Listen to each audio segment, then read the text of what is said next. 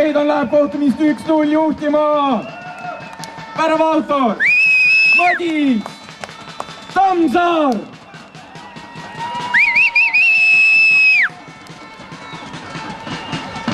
Oi kurat.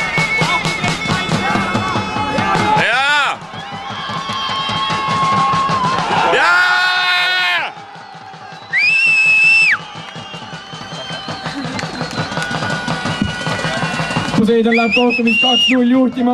Väravautor number 27 Joonas Einfeld.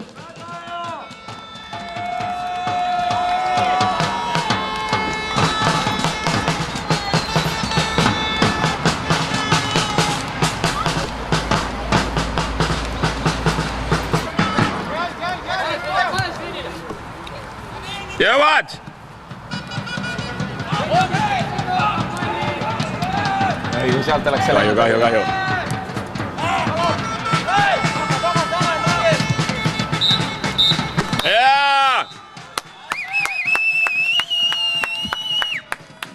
Seisuga 2-0 on ka kohtumine lõppenud. Poseidon jätkab 3. liiga Lääne tsooni tabeli tipus 36 punktiga.